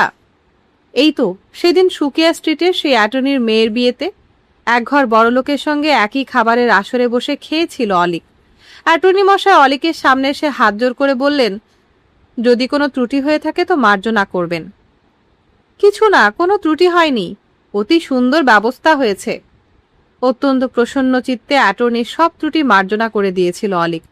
আনন্দ আছে এইসব অকৃত্রিমের সব ত্রুটি ক্ষমা করতে। মাত্র একটি নিষ্কলঙ্ক সাদা পোশাকের ছলনায় এই ভয়ানক সভ্যভব্য মানুষগুলির দুচোখে ধাঁধা লাগিয়ে দিয়ে এবং এক একটা খাঁটি সমাদর আর অভ্যর্থনা চুরি করে নিয়ে সরে পড়তে আনন্দ আছে। অঘ্রাণের রাতে ভৈরবতলা সেকেন্ড লেনে একটা ঘরের দরজায় একখণ্ড তক্তার ওপর কাপড় কাটার শব্দ বাজে, যেন তার হৃৎপিণ্ডের বরফের হৃৎপিণ্ড থেকে সব দাগ এক রাতের মধ্যে ধুয়ে মুছে একেবারে ধবধবে করে দিচ্ছে অলিক। পরের রাত্রের জন্য প্রস্তুত হচ্ছে। মনে পড়ে অলিকের কালকের দিনটাও একটা বিয়ের দিন, এক রাতের মধ্যেই 4টে লগ্ন আছে। হঠাৎ কাপড় কাচা থামিয়ে উৎকর্ণ হয় অলিক। গলির মুখে ভারী ভারী বুট জুতোর এবং লাঠি ঠোকার শব্দ শোনা যায়। খাটালের দিকে কুকুরগুলো ডাকতে থাকে। এক লাফে ঘরে ঢুকে দরজা বন্ধ করে দেয় অলিক। অঘ্রাণ মাসে আরো 4টে মিটিংয়ের তারিখ ছিল। এর মধ্যে 3টে মিটিং স্বচ্ছন্দে ও বেশ সাফল্যের সঙ্গে সেরে দিতে পেরেছে অলিক। একটা ভবানীপুরে, একটা টালিগঞ্জে এবং আর একটা শোভাবাজারে। কোনো অসুবিধায় পড়তে হয়নি। আজ হলো অঘ্রাণের শেষ মিটিংয়ের তারিখ। বড় জোরে সানাই বাজছে পাড়ায় পাড়ায়। বাজারে দই মিষ্টির দর দ্বিগুণ এবং ট্যাক্সি স্ট্যান্ডগুলিও শূন্য। মানুষগুলি যেন মরিয়া হয়ে বিয়ে করছে চারদিকে। ভালোই হয়েছে। অলিকও আজ প্রায় মরিয়া হয়ে সেই সন্ধে থেকেই সন্ধান করে ফিরছে একটা বেশ ভালো আর জাঁকালো রকমের বিয়ে বাড়ি। অনেকগুলি বিয়ে বাড়ির দরজা থেকে ফিরে গিয়েছে অলিক, ভেতরে ঢোকেনি, কারণ বিয়ে বাড়ির চেহারাটাই পছন্দ হয়নি। এমন একটা বাড়ি চাই যেখানে খুব বেশি করে সমাদর আর অভ্যর্থনার উৎসব আজ জেগে উঠেছে। গণ্যমান্য আর সভ্যভব্যের ভিড়ও হয়েছে খুব। ভোজনের আয়োজনও ভুরি প্রমাণ। অঘ্রাণের শেষ মিটিংয়ের সমাদর আর দই সন্দেশ বেশ ভালো করে খেয়ে নিতে হবে। তাই মলমলের উড়ুনিটা পাকিয়ে এবং মালার মতো গলায় ঝুলিয়ে নিয়ে আজ একেবারে ভদ্রেশ্বর হয়ে উঠেছে অলিক। একটা বিয়েবাড়িকে মনে ধরেছিল অলিকের। বেশ জাঁকালো রকমের ব্যাপার ভেতরে চলেছে বলে মনে হলো, কিন্তু ব্যবস্থাটা একটু অসভ্য রকমের। নিমন্ত্রিতদের দল ফটকে এসে কার্ড দেখিয়ে ভেতরে ঢুকছে। হলো না। এ রাস্তাটাই ছেড়ে দিয়ে একেবারে অন্য একটা রাস্তায় চলে গেল অলিক। পরপর আরো কয়েকটা সানাই বাজা বাড়ি পড়ল, কিন্তু একটু সন্দেহ ভরা চোখে বিয়েবাড়ির রকম সকম দেখে দরজা থেকেই সরে গেল অলিক। মনে হলো তারিণী মিত্তির রোডের সেই লাল রঙা বাড়িটার মতো এখানেও সন্ডা সন্ডা কতগুলি লোক কিরকম বিশ্রীভাবে চারদিকে চোখ রেখে ঘুরে বেড়াচ্ছে। চলতে চলতে একটা সিনেমা ঘরের বারান্দার দেয়ালের ঘড়ির দিকে চোখ পড়ে অলিকের। রাত 9টা। মুহূর্তের মতো বিষণ্ণ হয়ে ওঠে অলিক। তারপরে আরো ব্যস্ত হয়ে চলতে থাকে। বিয়ের শেষ লগ্ন রাত 10টায়। বিয়েবাড়িগুলির উৎসবের আয়ুও ফুরিয়ে আসছে। ছটফট করে ওঠে অলিকের মন এবং ছটফট করেই হাঁটতে থাকে। পথের পর পথ পার হয়ে এবং পাড়ার পর পাড়া ঘুরে ঘুরে একটা জাঁকালো রকমের বিয়ে বাড়ির সন্ধান করতে থাকে অলিক। অঘ্রাণের শেষ মিটিংয়ের দিনটা এমন করে ফাঁকি দিয়ে ফুরিয়ে যাবে সহ্য করা যায় না। পথও জনবিরল হয়ে আসছে। সামনে পড়ে আশু পোদ্দারের গলি। গলি ধরে দ্রুতপদে হেঁটে যেতে থাকে অলিক ওদিকের বড় রাস্তাটায় পৌঁছবার জন্য। গলির একদিকে দালান বাড়ির সারি, আর একদিকটায় ছোট ছোট বাড়ি, মাটির দেয়াল আর খোলার চাল। দেখা যায় গলির এই দিনহীন চেহারার বাড়িগুলির মধ্যেই একটা বাড়ির সামনে সানাই বাজছে। দুটো ট্যাক্সি এসে থেমেছে। ট্যাক্সি থেকে নামছে বর এবং গোটা 10 বরযাত্রী। শাঁখ বাজিয়ে ছুটে এলো ছোট ছোট ছেলে মেয়ের দল। হাত দিয়ে মাথার ঘোমটা সামলাতে সামলাতে বের হয়ে এলো বাড়ির ভেতর থেকে একদল বউ। ফর্সা গেঞ্জি এবং ময়লা ধুতি পরে কয়েকটা লোকও বর এবং বরযাত্রীর দলকে অভ্যর্থনা করে ঘরের ভেতর নিয়ে গেল। হাঁটা থামিয়ে দাঁড়িয়ে পড়ে অলিক। হাত দিয়ে পরিশ্রান্ত কপালের ঘাম মোছে। তারপরে আর কোনো দ্বিধা না করে এ দিনহীন চেহারার বিয়ে বাড়িটারই ভেতরে ঢুকে পড়ে। বাড়ির ভেতরে একটা উঠোন, উঠোনের একদিকে একটা গরুও বাঁধা দেখা যায়, আর একদিকে জায়গাটাকে নিকিয়ে আলপনা দেয়া হয়েছে। দুটো পিঁড়ি আছে এবং একজন পুরুত ঠাকুরও বসে আছেন সেখানে তৈরি হয়ে। উঠোনের একপাশে একটা উঁচু বারান্দায় শতরঞ্জির ওপর বর এবং বরযাত্রীরা বসেছিল। বারান্দার পাশে দুটো ঘর, একটা ঘরের দরজা দিয়ে রান্নার ধোঁয়া বের হয়ে আসছে, আর একটার ভেতরে বউ আর মেয়েদের ভিড়। শটান ভেতরে ঢুকে বারান্দায় শতরঞ্জির ওপর বরযাত্রীদের কাছে বসে পড়ল অলিক। বরযাত্রীরা সসম্ভ্রমে এবং সংকুচিত হয়ে একটু সরে বসে। অলিকের স্বাচ্ছন্দ্যের জন্য আর একটু বেশি জায়গা করে দেন। বিয়েবাড়ির ফর্সা গেঞ্জি এবং ময়লাধুতি লোকগুলির মধ্যে একজন টাকমাথা প্রৌঢ় বয়সের লোক একটু চিন্তিতভাবে সাদা ধবধবে গিলে করা আদ্যির দিকে তাকিয়েছিল। কিছুক্ষণ কি ভেবে নিয়ে টাকমাথা লোকটা বিয়েবাড়ির একটা কর্মব্যস্ত ছোকরার দিকে হাত তুলে কি যেন ইঙ্গিত করে। সতর্ক হয় অলিক, দরজার দিকে তাকায়। একটা পাখা হাতে নিয়ে ছোকরাটা দৌড়ে এসে গিলে করা আদ্যির গায়ে বাতাস দিতে আরম্ভ করে। মনের হাসি চাপতে গিয়ে মুখ ভরে হেসে ফেলে অলিক। আপত্তি সুরে বলে, থাক, আমাকে আর বাতাস করতে হবে না। এ আসরে সমাসীন সকল মূর্তির মধ্যে অলিকই একমাত্র রাশভারী, আর সবাই পলকা। অলিকই একমাত্র ভদ্রেশ্বর। এমন নিখুঁত সাদা ধবধবে সাজ আর কারও নেই। পাখার বাতাসের সমাদর ওরই গায়ে সবচেয়ে বেশি করে লাগবে, তাতে আর আশ্চর্য কি। এগিয়ে আসছে বিয়ের লগ্ন, কিন্তু বিয়ে বাড়িটা কেমন যেন বোবা বোবা হয়ে রয়েছে। উৎসবের কলবর ঠিক জাগছে না। লক্ষ্য করে অলিক, কনে পক্ষের লোকগুলি কেমন যেন ভয় পেয়ে আছে। সবচেয়ে ভীরু দেখাচ্ছে ওই টাকমাথা ময়লা ধুতিকে। ওই লোকটাই বোধহয় মেয়ের বাপ। বরযাত্রীরাও কেমন গম্ভীর। তার মধ্যে সবচেয়ে গম্ভীর হলো কালো একটা কোটের ওপর গরদের চাদর জড়ানো এবং খোঁচা খোঁচা সাদা পাকা দাড়ি এই লোকটা। অলিকের কাছেই যে বসে রয়েছে, নিশ্চয়ই বরের বাপ। অস্বস্তি বোধ করে অলিক। হঠাৎ টাকমাথা লোকটা ধীরে ধীরে এগিয়ে আসে এবং অলিকের কানের কাছে মুখ নিয়ে ফিসফিস করে বলে, একবার একটু এদিকে আসবেন? সন্ত্রস্তের মতো চমকে ওঠে অলিক। কেন? একটা কথা নিবেদন করবার আছে। টাকমাথার মুখের দিকে গম্ভীরভাবে অলিকও তাকিয়ে দেখে একবার, তারপর বলে, চলুন। বারান্দার আর এক প্রান্তে একটু নিরিবিলি আলাপ করার জন্যই দাঁড়ালো টাকমাথা ময়লা ধুতি, তার সঙ্গে গিলে করা আদ্যি। টাকমাথা বলে, আপনি তো সম্পর্কে হলেন গিয়ে ছেলের। অলিক, ছেলের কাকা, বর হলো আমারই জ্ঞাতি ভাইয়ের ছেলে। টাকমাথা বলে, আপনাকে দেখে একটু ভরসা পেয়েছি মশাই। দেখেই বুঝেছি আপনার মতো মানুষ কখনো অবুঝ হতে পারে না। যদি দয়া করে ছেলের বাপকে একটু বুঝিয়ে সুজিয়ে। অলিক, ব্যাপারটা একটু খুলে না বললে কিছুই বুঝতে পারছি না। টাকমাথা, চুক্তির 150 টাকা এখন আর দিতে পারবো না। অলিক বলে, বেশ তো, দেবেন না? টাকমাথা করুণভাবে প্রশ্ন করে, না দিলি কি বর উঠবে? মাথা হেঁট করে অলিক কিছুক্ষণ মেঝের দিকে তাকিয়ে থাকে, তারপর আবার টাকমাথার মুখের দিকে তাকায়। উত্তর দেয় না অলিক, এবং যেন এই অদ্ভুত ফ্যাঁসাদ থেকে মুক্তি পাবার জন্য মাথা চুলকিয়ে মনের ভেতর একটা পথ খুঁজতে থাকে। টাকমাথার চোখ দুটো ছলছল করে ওঠে। ওরা জানেন না, আপনিও জানেন না, বিয়ের খরচটা জোগাড় করতে আমাকে কি করতে হয়েছে। একটা গরু বেচেছি, অফিসের দারোয়ানের কাছ থেকে 400 টাকার হ্যান্ড নোট দিয়ে 200 টাকা জোগাড় করেছি। গিন্নির হাতে যেটুকু সোনা শেষ পর্যন্ত টিকেছিল, তাই দিয়ে মেয়ের জন্য রুলি জোড়া গড়িয়েছি। এখন বলুন। অলিকের হাত চেপে ধরে টাকমাথা ময়লা ধুতি, আপনি শিক্ষিত মানুষ, আপনি বলুন দেখি, পাখা মিস্ত্রির কাজ করে যার পেট চলে, সে লোককে যদি মেয়ের বিয়েতে 300 টাকা বরপণ দিতে হয় তবে। অলিক, 150 বুঝি আগেই দিয়ে ফেলেছেন? টাকমাথা, আগে হ্যাঁ। খুব জোরে হাই তোলে অলিক। একটু বেশি হাঁটাহাঁটিতে শরীরটা তো ক্লান্ত হয়েই আছে, বেশ তেষ্টা পেয়েছে। খিদেটাও পেটের ভেতর পাক দিচ্ছে খুব জোরে। অথচ শাক চচ্চড়ি যা খাওয়াবে তার ভরসাও একটা ফ্যাসাদ বেঁধে কিরকম গোলমাল হয়ে যাচ্ছে।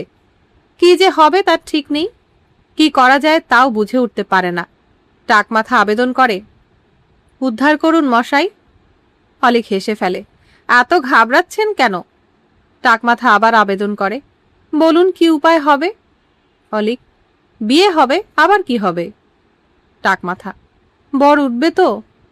অলিক, বরের 14 পুরুষ উঠবে। টাকমাথা, টাকাটা? অলিক, সে ভার আমার। টাকমাথা ময়লা ধুতি সেই মেয়ের বাপ কৃতজ্ঞতায় বিচলিত হয়ে আর একবার অলিকের হাত চেপে ধরে। অলিক আরো স্পষ্ট করে আশ্বাস জানায়, আমি ওদের বলে কয়ে সব ঠিক করে দিচ্ছি, আপনার কাছে কেউ টাকার দাবিই করবে না। মুখের ভাষার উত্তর দিতে না পেরে টাকমাথা ময়লা ধুতি অলিকের হাতে মাথা ঠেকায়।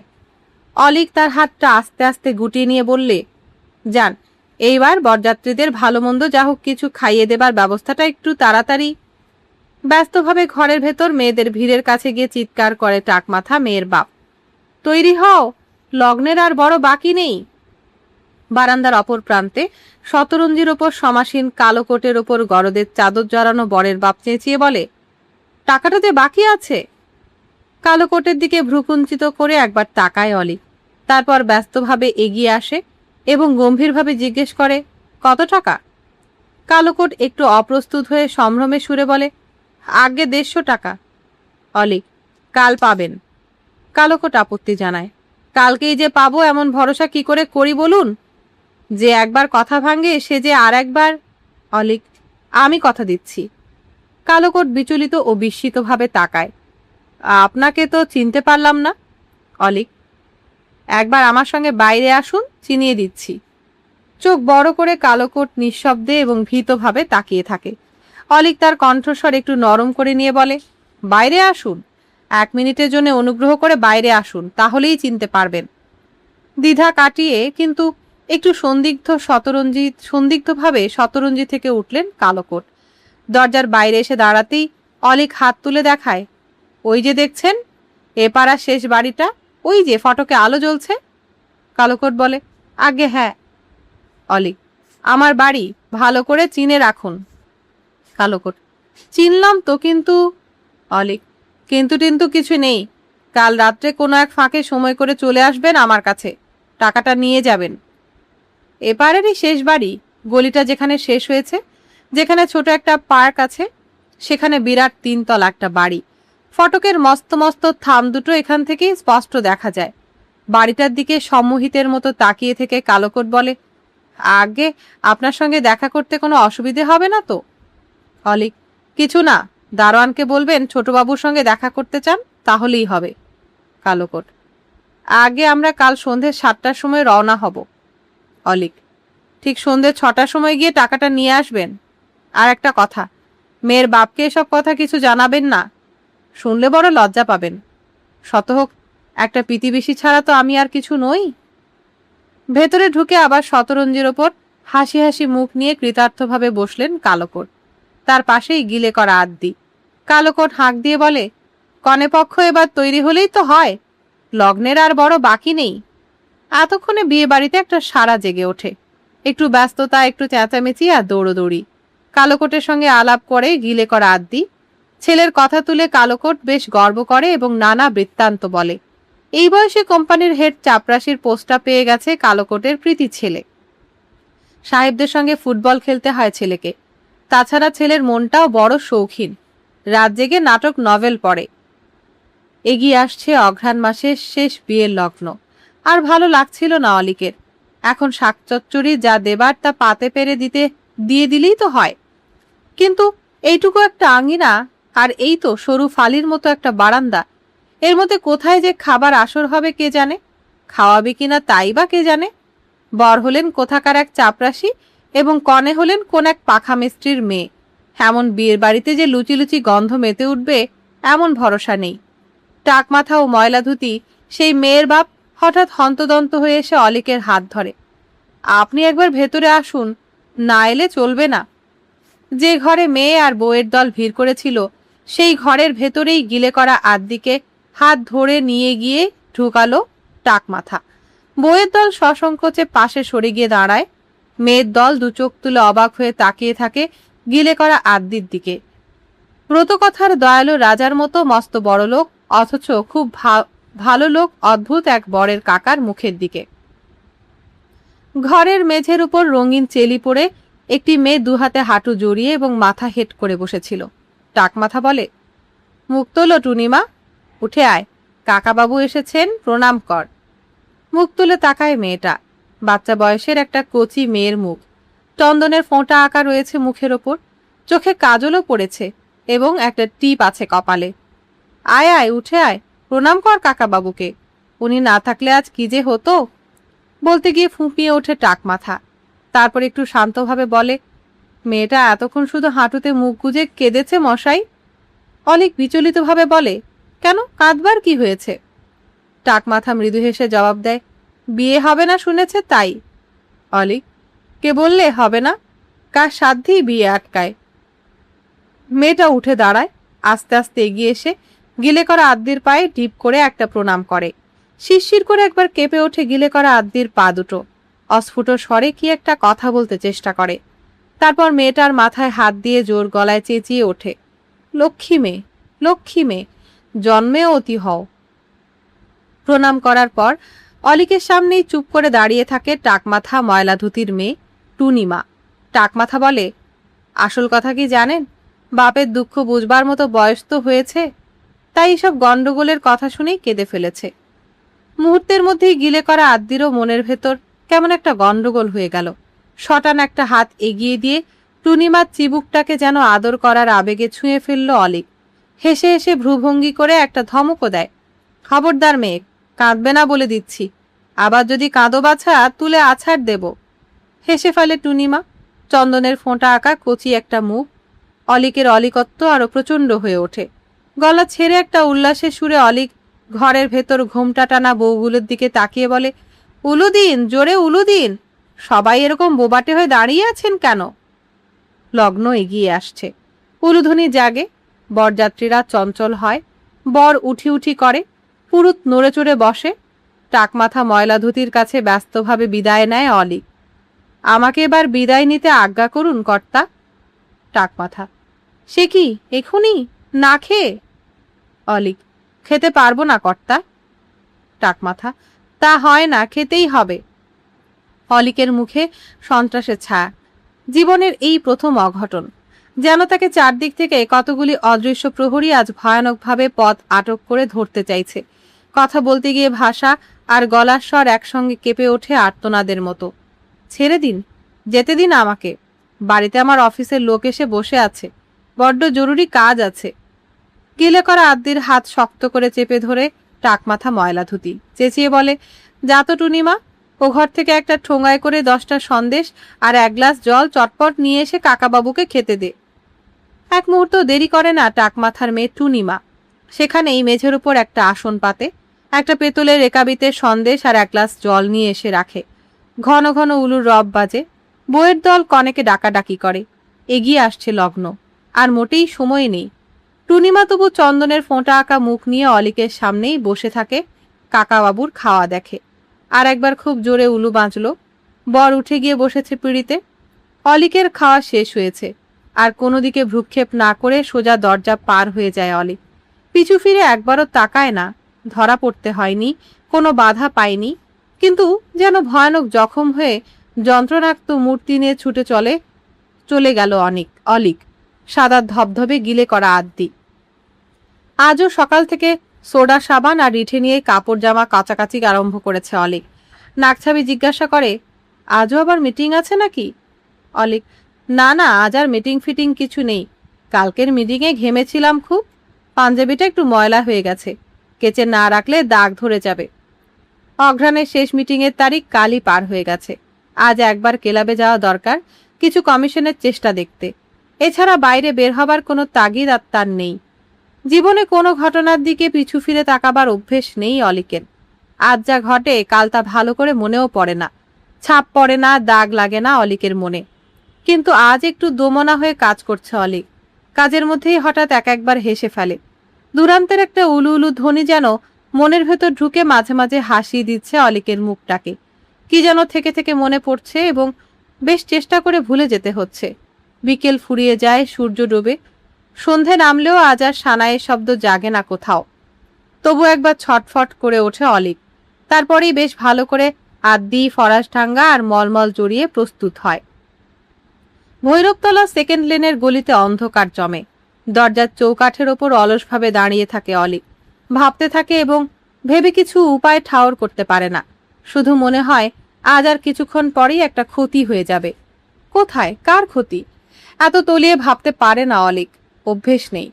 চুপ করে এতক্ষণ দাঁড়িয়ে থাকায় চোখ দুটোও যেন অবসাদে ঘুমন্ত হয়ে ওঠে, যেন অর্ধেক সত্য আর অর্ধেক মিথ্যে একটা স্বপ্নের দিকে তাকিয়ে থাকে অলিক। কালো কোট আর কর্কশ দাড়ি, সেই লোকটা আশু পোদ্দারের গলির তেতলা বাড়িটার ফটক থেকে দারোয়ানের তাড়া খেয়ে ফিরে যাবে। 150 টাকার জন্য দাবি হেঁকে আবার গোলমাল বাঁধাবে কালো কোট। টাকমাথা ময়লা ধুতি অসহায়ভাবে ফ্যাল ফ্যাল করে তাকিয়ে থাকবে। তাহলে কি টুনিমার শ্বশুরবাড়ি যাওয়া হবে না? কে জানে, হয়তো 150 টাকার শোকে পাগল হয়ে কালো কোটের দল কনে ফেলে রেখেই চলে যাবে। আশ্চর্যের কিছু নেই, চুলোয় যাক। মলমলের উড়ুনেটেকে একটা কড়া পাক দিয়ে কাঁধের ওপর রাখে অলিক। ক্লাবে যাবার জন্যই বের হয়, যদিও ক্লাবের চোরা ঘরে যাবার জন্যে আজ আর এত সাদা সাজের কোনো দরকার ছিল না। আমি তো মেয়ের বিয়েটা দিয়েই দিলুম মাত্র 2-4টে কথার প্যাঁচে, আর তুমি বেটা মেয়েটাকে শ্বশুরবাড়ি পাঠাতে পারছো না? কালো কোটটাকে দুটো কথার প্যাঁচে ঘায়েল করবার শক্তি নেই? বৃথাই মেয়ের বাপ হয়েছ, বিড়বিড় করে আপন মনে বলতে থাকে অলিক। মনের ভেতর একটা রাগী ভোমরা যেন গুনগুন করছে। বুদ্ধিহীন আর শক্তিহীন টাকমাথা পাখা মিস্ত্রিটার ওপর রাগ করতে গিয়ে পথের ওপরই দাঁড়িয়ে পড়ে অলিক। তারপর ব্যস্তভাবে ঘরে ফিরে এসে ডাক দেয়, বউ। নাকছাবি, কি বলছো? অলিক, সেই ছেঁচা সোনাটার টুকরা টাকরা কিছু আছে? নাকছাবি ভ্রুকুটি করে, সোনা? অলিক, হ্যাঁ গো হ্যাঁ, সেই যে নাইট ডিউটির সময় একটা বড়লোকের ছেলে আমাকে প্যারাইজ দিয়েছিল। দাম মন্দ হবে না, 150 টাকার কিছু বেশিই হবে। নাকছাবি, কপাল আমার, সে তো 10 বছর আগের কথা। অলিক, তা হোক গে, আছে কিনা বল। নাকছাবি, কি মন রে বাবা, রিসরে যাবার সময় নিজেই গিয়ে গিয়ে বেচে দিলে মনে নেই? অলিক, যাক তবে তো ল্যাঠা চুকেই গেছে। ঘরের ভেতরে ছটফট করে ঘুরতে থাকে অলিক, যেন বের হবার মতো শক্তি পাচ্ছে না। কিন্তু না গেলেও নয়, 6টা বেজে যাবার পর মুহূর্তে কালোকোট আর কর্কশদারির পাগলামিতে একটা ভয়ঙ্কর ঝড় উঠবে পৃথিবীতে। চন্দনের ফোঁটা আঁকা একটা কচি মেয়ের মুখ সে ঝড় সইতে পারবে না। সুস্থির হয়ে একবার দাঁড়ায় অলিক, আর বোধহয় তার 20 বছরের শট কপট চতুর জীবনের সব দক্ষতা ও শক্তি নিয়ে দাঁড়াবার দুঃসাহস মনে মনে আহ্বান করে। যেতে হবে, টুনিমাকে শ্বশুরবাড়ি পাঠাবার ব্যবস্থাও করে দিয়ে আসতে হবে।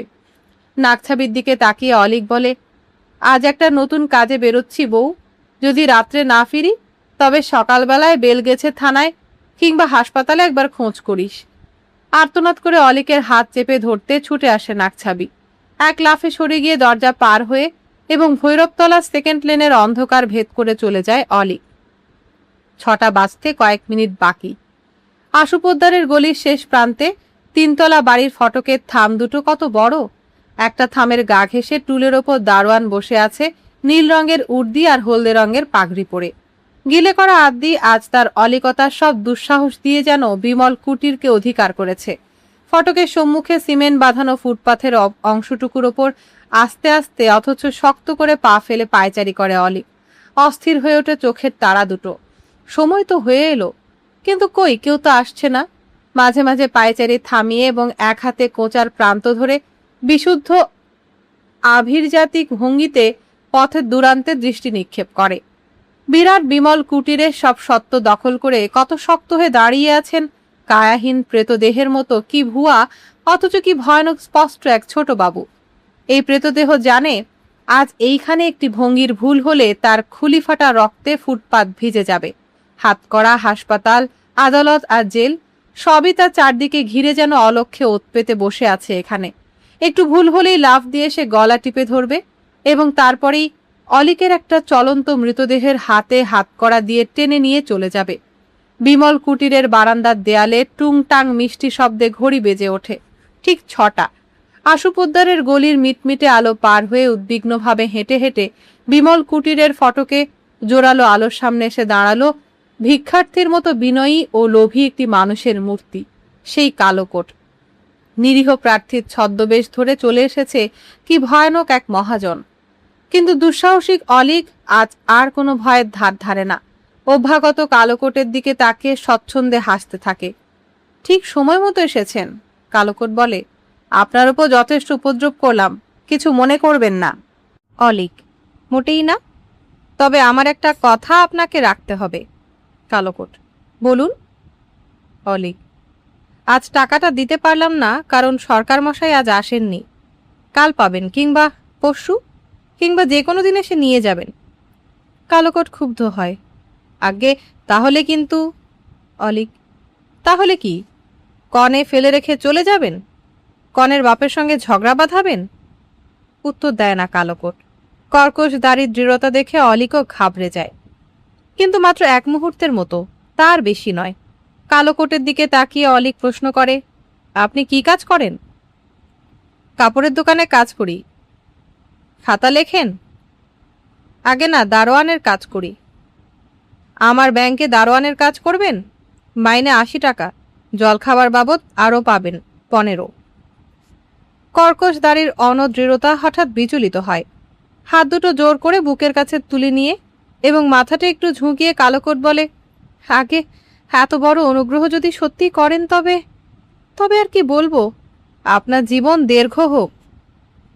অলিক: তাহলে কথা দিচ্ছেন? কালকোট: কোন কথা আজ্ঞে? অলিক: কথা হচ্ছে, আসছে মাসেই আমার ব্যাংকে কাজ নেবেন, আর টাকা পয়সার কথা তুলে কখনো মেয়ের বাপের সঙ্গে কোনো রকম তক্কাতক্কি করবেন না। কালকোট: আপনি স্বয়ং যখন এর মধ্যে রয়েছেন, তখন আমার আর তক্ক করার কোনো দরকার নেই হুজুর। যান, এবার বেশ আনন্দ করে বরকনে তুলে নিয়ে বাড়ি চলে যান। আর সাবধান, মেয়ের বাপের কাছে টাকার কথা একেবারেই তুলবেন না। দুহাত জোর করে এবং কোমর ঝুঁকিয়ে অভিবাদন জানিয়ে কালকোট বলে: যে আজ্ঞে। চলে গেল কালকোট। অলিকতার এমন একটা অগ্নি পরীক্ষাও স্বচ্ছন্দে পার হয়ে গেল গিলে করা আদ্যি। বিমল কুটিরের ফটক পেছনে রেখে আশুপোদ্দারের গলির শেষ ল্যাম্পপোস্ট পার হয়ে বড় রাস্তায় এসে হেসে ফেলে অলিক। ফুটপাত ধরে সোজা চলতে থাকে। আজ আর কোনো কাজ নেই। অঘ্রাণের এই সন্ধ্যাটা শুধু এইভাবে মনের খুশিতে চলে চলে এবং হেসে হেসে শেষ করে দিতে হবে। কোনো লক্ষ্য নেই, কোনো গন্তব্যও নেই। ফিরে আসার একই ফুটপাত ধরে উল্টো মুখে চলতে থাকে অলিক। আশুপোদ্দারের গলির মুখে এসে কিছুক্ষণ দাঁড়ায়, তারপর আবার বড় রাস্তার ফুটপাত ধরে এগিয়ে যায়। ঘুরে ফিরে আবার আশুপোদ্দারের গলির মুখ, ল্যাম্পপোস্ট মিটিমিটি জলে। চুপ করে দাঁড়িয়ে থাকে অলিক। 7টা তো প্রায় বাজে। অলিকের প্রাণটা যেন একটা বাঘিনীর আত্মা, যেন অনেক অন্বেষণের পর এই গলির ভেতর তার হারানোর শাবকের কচি গায়ের গন্ধ আবিষ্কার করেছে, তাই ঘুরে ফিরে এখানে এসে দাঁড়াচ্ছে। গলির পথে আলো অন্ধকারে মেশামেশি রহস্যের দিকে নিষ্ফলক চোখে তাকিয়ে থাকে অলিক। টুনিমা কি শ্বশুরবাড়ি চলেই গেল? সানাই বাজে না, আজ বিয়ের তারিখও নয়। আজ শুধু পাড়ায় পাড়ায় মেয়ে বিদায়ের পালা। এ পালা দেখতে কেমন? দুরন্ত একটা লোভে আকুল হয়ে জল জল করে অলিকের চোখ। বিয়ে বাড়ির আদর আর অভ্যর্থনা চুরি করতে আনন্দ আছে, তার জন্য যথেষ্ট লোভও আছে অলিকের। কিন্তু আজ যেন অলিকের দেহ আর মনের ভেতরে লোভের নাড়িগুলি বদলে গেছে নতুন হয়ে। লোভ হয় একটা মেয়ে বিদায়ের কান্না চুরি করতে, পৃথিবীর মেয়ের বাপগুলির বিষণ্ণ মুখ আর বেদনার্ত চোখগুলিকে নকল করতে, মেয়েকে শ্বশুরবাড়ি পাঠাবার সময় একটি চন্দনের ফোঁটা আঁকা কচি মুখের দিকে তাকিয়ে শখের চোখের জল ফেলতে। লোভ সামলাতে পারল না গিলে করা আদ্যি। জীবনের সব ঘটনা থেকে চিরকাল পালিয়ে এসেছে যে 20 বছরের অলিক, সেই গতকালের একটা পুরানো ঘটনার কাছে একটা নতুন লোভের আবেগে দেখা দিতে ফিরে যায়। জীবনে এই প্রথম গলির ভেতরে তাড়াতাড়ি পা ফেলে এগিয়ে যেতে থাকে অলিক। হ্যাঁ, টুনিমা বিদায় নিচ্ছে। টোপর মাথায় বর রয়েছে দাঁড়িয়ে তার পাশে। একটা ট্যাক্সি এসে দাঁড়িয়ে আছে। বইয়ের দল মাথায় কাপড় টেনে টেনে চোখ খসছে। কালো কোটের ওপর গরদের চাদর জড়িয়ে বরের বাপ দাঁড়িয়ে আছে একটা পুটলি হাতে। বরপক্ষের আরো 2-4 জন দাঁড়িয়ে আছে। পাড়ার কিছু লোকও এসে ভিড় করেছে। টাক মাথা ঠিক টুনিমার পেছনে দাঁড়িয়ে বারবার চোখ মুছছে। ধীরে ধীরে এগিয়ে আসে অলিক, আরও এগিয়ে যায় এবং টুনিমার খুব কাছে এসে দাঁড়ায়। ঘুমটা আছে, তবু টুনিমার মুখটা স্পষ্ট করেই দেখতে পায় অলিক। কি সুন্দর, কত কচি একটা চন্দনের ফোঁটা আঁকা মুখ রে। অলিকের দু চোখ থেকে ঝরঝর করে জল গড়াতে থাকে। কালোকট পুটলি হাতে নিয়ে অলিকের সামনে এসে কোমর ঝুঁকিয়ে দাঁড়ায় এবং সসম্ভ্রমে দুহাত তুলে নমস্কার জানায়। আমরা আসি তাহলে ছোটবাবু, অধীনকে মনে রাখবেন। জোরে হাত ঘষা দিয়ে চোখটা একবার মুছে নিয়ে টাকমাথা বিস্মিতভাবে প্রশ্ন করে, কে ছোটবাবু? কোন ছোটবাবু? কালোকট বিরক্তভাবে বলে, আপনার প্রতিবেশী বিমল কুটিরের ছোটবাবু। টাক মাথা বিমুরের মতো চারদিকে তাকিয়ে প্রশ্ন করে, কোথায় তিনি? কালোকোট। আপনার সুমুখে দাঁড়িয়ে আছেন যিনি, দেখতে পাচ্ছেন না? মেয়ের জন্য এত কি কাঁদলেন যে চোখ অন্ধ হলো মশাই? টাক মাথা। ইনি তো আপনার জ্ঞাতি ভাই। কালোকোট ভ্রুকুটি করে। তার মানে? টাক মাথা। তার মানে আপনার ছেলের কাকা। বরপক্ষের একটা মজবুত চেহারার লোক এক লাফে এগিয়ে এসে জিজ্ঞেস করে, কে ছেলের কাকা? হিলে করা আদ্যির দিকে আঙুল তুলে টাক মাথা বলে, উনি। পাড়ার লোকের জমাট ভিড়টা হঠাৎ টলমল করে উঠে এক মুহূর্তের মধ্যেই উগ্র হয়ে যেন ঘটনাটাকে চারদিক থেকে ঘিরে দাঁড়ায়। হল্লা তুলে জিজ্ঞেস করে, কোন লোকটা, কোন লোকটা? অলিকের দিকে কঠোরভাবে তাকিয়ে কালোকোট প্রশ্ন করে, আপনি কে মশাই? পাড়ার লোক চেঁচামেচি করে বলতে থাকে, বিমল কুটিরে ছোটবাবুকে কে না চেনে? কিন্তু এ বেটা কে মশাই? বরপক্ষে লোকেরা বলে, ছেলেরা কোনো কাকাই বরযাত্রী হয়ে আসেনি, ছেলের কাকাদেরও কে না চেনে, কিন্তু এ শালাকে? শালা একটা অলিক। পাড়ার লোকের মধ্যে একজন চিৎকার করে ওঠে, সঙ্গে সঙ্গে আরেকজন গর্জন করে, দে ফাটিয়ে। স্তম্ভের মতো স্থির ও নির্বাক গিলে করা আদ্যির পেছন থেকে একটা জুতোর বাড়ি হিংস্র হয়ে আছড়ে পড়ে ঠিক তার বাঁ চোখের ওপর। মলমলের উড়ুনি দিয়ে চোখ চেপে ধরে অলিক। পরমুহূর্তে জনতার কঠিন বুহটাকে যেন একটা শৃঙ্গী জানোয়ারের মতো ঢু মেরে ভেদ করে আর মুক্ত হয়ে দৌড় দেয় অলিক। তাড়া করেও ধরা গেল না। আশুপোদ্দারের গলির আলো আর অন্ধকার থেকে যেন নিমেষের মধ্যে অদৃশ্য হয়ে গেল অলিক। ভৈরবতলা সেকেন্ড লেনের ধুলোতে অঘ্রাণের সকালে চারদিকের ঘিঞ্জির এক ফাঁকে কয়েক মুঠো মিষ্টি রোদ এসে লুটিয়ে পড়ে। উল্টো ডিঙ্গির খালের কুয়াশা উবে যেতে থাকে। একখণ্ড কাঠের তক্তার উপর আছাড় দিয়ে কাপড় কাছে অলিক। বাঁদিকের ভ্রুর উপর ক্ষতের দাগ পড়েছে, হাত দিয়ে ছুলেই বোঝা যায়। আর চোখে দেখা যায় দাগ পড়েছে সাদা মলমলের উড়ুনিতেও, চোখ ফাটা রক্তের ফোঁটা ফোঁটা লাল লাল দাগ। হেসে ফেলে অলিক। সাবান জলে উড়ুনিটাকে একবার চুবিয়ে নিয়ে তারপর জোরে আছাড় দিয়ে কাচতে থাকে। ভেজা লাল পেরে শাড়ি পরে টিকালো নাকে নাক ছুবিয়ে এসে বলে, আমি একবার বাইরে যাচ্ছি। নাকছাবির হাতে একটা মাটির সরার ওপর কয়েক মুঠো চাল, এক ঢেলা গুড় আর কয়েকটা বেলপাতা। অলি কৌতূহলে হে জিজ্ঞেস করে, কোথায় যাচ্ছিস বউ? ভৈরবীতলায় পুজো দিতে। কিসের পুজো? মানত করেছিলাম। কিসের মানত? তা শুনে তোমার লাভ কি? বলোই না, শুনলে খেতি তো আর হবে না। কাল ভরা সন্ধেটার সময় একটা ডাকাতের মতো মুখ করে আর কি বলতে বলতে ঘর থেকে ছুটে বের হয়ে গেলে, মনে নেই? মনে পড়েছে। তাতে তোর মানত করবার কি দরকারটা হলো? মানত করেছিলাম ঠাকুর যেন তোমার সব আপদ কেটে দিয়ে রাতের মধ্যেই তোমাকে ঘরে ফিরিয়ে দেয়। কাপড় কাচা থামিয়ে হো হো করে হাসতে থাকে অলি। বাবা ভৈরব এতদিনে তোর একটা কথা রেখেছে, তাই না? রেখেছেন বই কি। নাকছাবি তার পুজোর পসরা হাতে নিয়ে দরজার দিকে এগিয়ে যায়। অলিক ডাকে, শুনছিস বউ? দাঁড়ায়, ফিরে তাকায় নাকছবি। অলিক হেসে হেসে বলে, আর কোনো মানত করবি না? বল, কি মানত করব? সেই মানতটা আর একবার কর না। কোন মানত? মনে পড়ে না নাকছাবির। সারা জীবন ধরে কত ঠাকুরের কাছে কত মানতই না করেছে, আজ আবার নতুন করে কোন পুরনো মানতের কথা তুলছে মানুষটা? নাকছাবি জানতে চায়, কোন মানতটা? টিকালো নাকে নাকছাবির মুখের দিকে একটা বিহবল দৃষ্টি তুলে অলিক বলে, তোর কোলে একটা আসুক। চমকে ওঠে নাকছাবি, তারপরে মুখ ঘুরিয়ে অন্যদিকে তাকায়।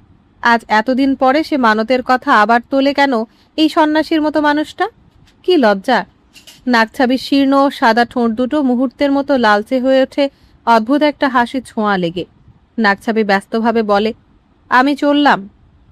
অলিক, থাম থাম, কথাটা ভালো করে না শুনে নিয়ে যাস নে।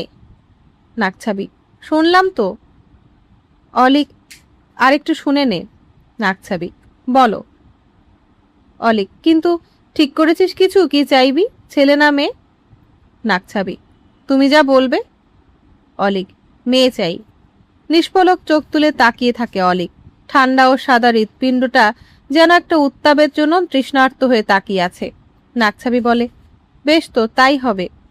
আর দেরি করে না নাকছাবি, দরজা পার হয়ে ব্যস্তভাবে চলে যায়। অলিকও তার নিষ্পলক দৃষ্টিটাকে আবার ঘুরিয়ে নেয়, দুহাত চালিয়ে কাপড় কাচতে থাকে। আর একবার সাবান জলে চুবিয়ে নিয়ে সাদা মলমলের উড়ুনিটাকে তক্তার উপর আছাড় দিতে থাকে অলিক। উড়ুনিটার সাদার ওপর লাল লাল দাগগুলি ফিকে হয়ে আসছে, যেন মিলিয়ে যাচ্ছে কতগুলি ফোঁটা ফোঁটা চন্দনের দাগ। নীলের জলে ডুবিয়ে নিয়ে উড়ুনিটাকে আস্তে আস্তে একবার মেলে ধরে অলিক। চোখ দুটো বড় বড় করে বুঝতে চেষ্টা করে দাগগুলি কি সত্যিই ঝাপসা হয়ে এলো, না চোখ দুটো ঝাপসা হয়ে যাচ্ছে।